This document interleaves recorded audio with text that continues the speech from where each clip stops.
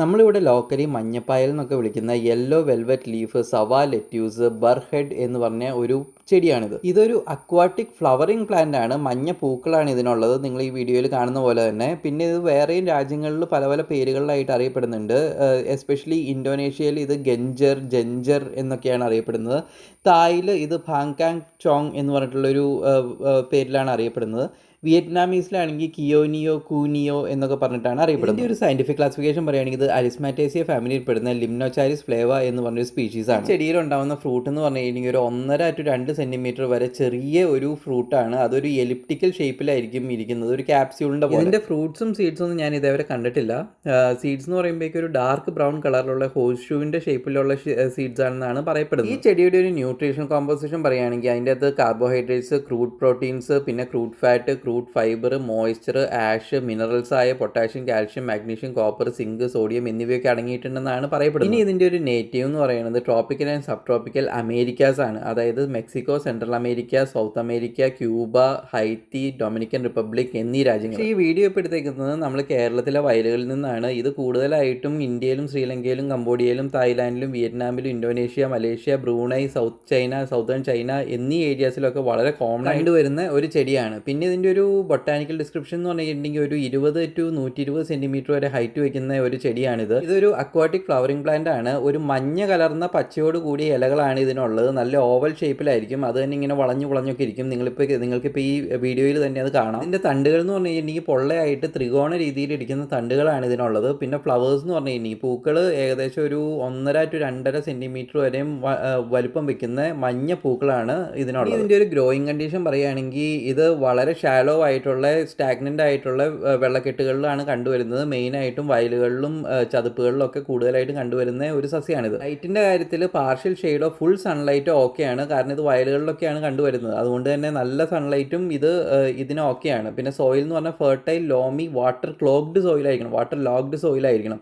അതായത് വെള്ളക്കെട്ടുകളിലാണ് ഇത് കൂടുതലായിട്ടും വളരുന്നത്. പ്രൊപ്പഗേഷൻ ഇതിൻ്റെ തണ്ട് വഴിയും പ്രൊപ്പഗേറ്റ് ചെയ്യാറുണ്ട്. പിന്നെ ഇതിൻ്റെ സീഡ്സ് വഴിയും പ്രൊപ്പഗേറ്റ് ചെയ്യാറുണ്ട്. ഇത് ലോകത്തിൻ്റെ പല ഭാഗങ്ങളും വെജിറ്റബിൾസ് ആയിട്ട് യൂസ് ചെയ്യാറുള്ള ഒരു ചെടിയാണ്. അതായത് Indonesia, Philippines, Vietnam, Laos, Thailand എന്നീ റീജിയൻസിലൊക്കെ തന്നെ ഇത് വെജിറ്റബിൾസ് ആയിട്ട് യൂസ് ചെയ്യാറുണ്ട്. പിന്നെ ഇന്ത്യയിൽ തന്നെ പല പാർട്ടിലും ഇത് വെജിറ്റബിൾസ് ആയിട്ട് യൂസ് ചെയ്യാറുണ്ട് എന്നാണ് പറയപ്പെടുന്നത്. പക്ഷേ കേരളത്തിൽ പൊതുവേ ഇത് യൂസ് ചെയ്യുന്നതായിട്ട് അറിയാറുമില്ല, കണ്ടിട്ടുമില്ല, ഞങ്ങൾ യൂസ് ചെയ്തിട്ടില്ല. ഇതിൻ്റെ പൂവിൻ്റെ തണ്ടുകളും ഇലകളുമാണ് മെയിനായിട്ട് യൂസ് ചെയ്യുന്നത്. അത് യൂസ് ചെയ്യുന്നത് സൂപ്പിലും കറികളിലും പിന്നെ സാലഡ്സിലൊക്കെയാണ് കൂടുതലും യൂസ് ചെയ്യുന്നത്. വറുത്തും കഴിക്കാറുണ്ട് എന്ന് പറയുന്നുണ്ട്. ഇതിൻ്റെ ഒരു ഫ്ലാറ്റ് ടേസ്റ്റും പിന്നെ ഇൻവാസീവായിട്ട് ഉണ്ടാവുന്നതുകൊണ്ട് തന്നെ ഇത് ചില ഏരിയാസിൽ ഇത് പാവപ്പെട്ടവരുടെ ഫുഡായിട്ട് കൺസിഡർ ചെയ്യാറുണ്ട്. പിന്നെ ഇതൊരു എമർജൻസി ഫുഡ് കൂടിയാണ്. അതായത് യുദ്ധസമയങ്ങളിലും പിന്നെ വേറെ ഫുഡിന് സ്കേഴ്സിറ്റി വരുമ്പോഴും ഇത് മെയിൻ ഒരു ഫുഡായിട്ട് കണക്കാക്കാറുണ്ട്. ചെടിയുടെ ഒരു ഹെൽത്ത് ബെനിഫിറ്റ്സ് എന്താണെന്ന് വെച്ച് കഴിഞ്ഞാൽ ബോഡി സെൽസും സ്കിന്നും റിഫ്രഷ് ചെയ്യും, എല്ലും പല്ലൊക്കെ സ്ട്രെങ്തൻ ചെയ്യും, ഡൈജഷൻ എയ്ഡ് ചെയ്യും, അതുപോലെ തന്നെ കോൺസ്റ്റിപ്പേഷൻ പ്രിവെൻറ്റ് ചെയ്യും.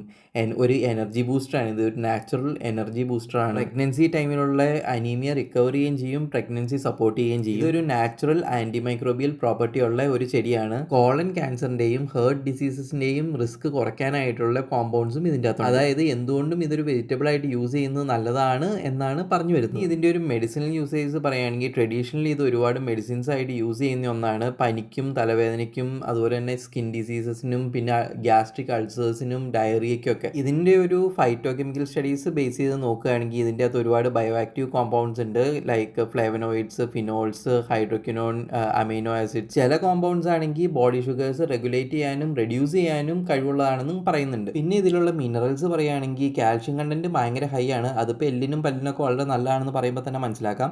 പിന്നെ phosphorus, iron, potassium, magnesium, zinc, അതിൻ്റെ അകത്ത് അയണിൻ്റെ കണ്ടന്റ് ആയിരിക്കണം അനീമിയ കുറയ്ക്കാൻ സഹായിക്കുന്നത്. അപ്പോൾ ഇതിൻ്റെ മെഡിസിനൽ യൂസേജ് ഒക്കെ പറഞ്ഞു. ഇനി നമുക്ക് ഇതിൻ്റെ ടോക്സിസിറ്റി ഒന്ന് നോക്കാം. ഇത് ഹ്യൂമൻസിനും ലൈഫ് സ്റ്റോക്കിനും നോൺ ടോക്സിക് ആയിട്ടാണ് കൺസിഡർ ചെയ്യപ്പെടുന്നത്. പക്ഷേ കഴിക്കുന്നത് മിതമായിട്ടായിരിക്കണം. വലിച്ചുവാരി കഴിക്കുകയാണെങ്കിൽ അതിൻ്റെതായ പ്രശ്നങ്ങളുണ്ടാവും. ഇത് മണ്ണ് ക്ലീൻ ചെയ്യാൻ പറ്റുന്ന ഫൈറ്റോ റെമഡിയേഷൻ പൊട്ടൻഷ്യലുള്ള ഒരു സസ്യമാണ്.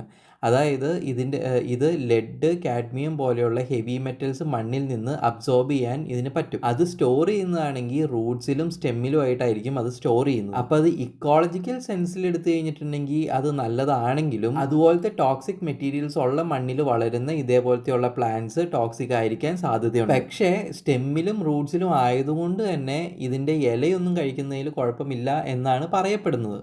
ഇനി നമുക്ക് ഇക്കോളജിക്കൽ ഇമ്പോർട്ടൻസ് ഒന്ന് നോക്കാം. അപ്പോൾ അതിൻ്റെ ആദ്യം തന്നെ പറയാനുള്ളത് മണ്ണ് ക്ലീൻ ചെയ്യുന്ന ആ പ്രോപ്പർട്ടി, അതായത് മണ്ണിലുള്ള ഹെവി മെറ്റൽസ് അബ്സോർബ് ചെയ്ത് മണ്ണ് ക്ലീൻ ചെയ്യും. ഇതൊരു അക്വാറ്റിക് ഫ്ലവറിംഗ് പ്ലാന്റ് ആയതുകൊണ്ടും ഇതിൻ്റെ പൂ നല്ല ഭംഗിയായതുകൊണ്ടും ഓർണമെന്റൽ പ്ലാന്റ് ആയിട്ട് യൂസ് ചെയ്യാം. പിന്നെ പന്നിക്കും മീനിനും ഉള്ള ഫുഡായിട്ട് യൂസ് ചെയ്യാം. പിന്നെ ഗ്രീൻ മാനുവർ ആയിട്ട് യൂസ് ചെയ്യാം. ഇതിന് ഒരുപാട് മെഡിസിനൽ യൂസേജസും പിന്നെ വെജിറ്റബിൾ ആണ്, ഇക്കോളജിക്കലി ഇമ്പോർട്ടൻ്റ് ഒക്കെ ആണെങ്കിലും ഈ പറഞ്ഞ വയലുകളിൽ ഇത് ഒരുപാടായി കഴിഞ്ഞിട്ടുണ്ടെങ്കിൽ അതിലുണ്ടാവുന്ന വേറെ കുഞ്ഞു ചെടികൾക്കും അതുപോലെ തന്നെ നെല്ലിനും ഒക്കെ തന്നെ അത് ഭീഷണിയാവും. വയലിലേക്ക് വെള്ളം വരുന്ന ചെറിയ ചാലുകൾ ക്ലോഗ് ചെയ്ത് വെള്ളത്തിന്റെ ഒഴുക്ക് കുറയ്ക്കാനും ഇതൊരു കാരണമാകാം. അതായത് ഒരുപാട് അധികം പടരുന്നതുകൊണ്ട് തന്നെ ഇതൊരു ഇൻവേസീവ് സ്പീഷീസ് ആയിട്ടും കണക്കാക്കാം. ഇനി നമുക്ക് ഫൈനലി ഇതിന്റെ ഒരു കൾച്ചറൽ സിഗ്നിഫിക്കൻസിലേക്ക് വരാം. ഇന്തോനേഷ്യയിലുള്ള ജാവ റീജിയൻസിൽ ഗഞ്ചർ എന്ന് പറയുന്ന ഈ പ്ലാന്റ് യുദ്ധകാല ഫുഡ് സ്കേഴ്സിറ്റിയുടെ ഒരു സിമ്പിൾ ആയിട്ട് തന്നെയാണ് കണക്കാക്കപ്പെടുന്നത്. അതായത് ആ ദേശത്ത് അന്നേരമുള്ള മേജർ ഫുഡ് തന്നെ ഇതായിരുന്നു. തായ്ലാൻഡിലാണെങ്കിൽ ഇസാൻ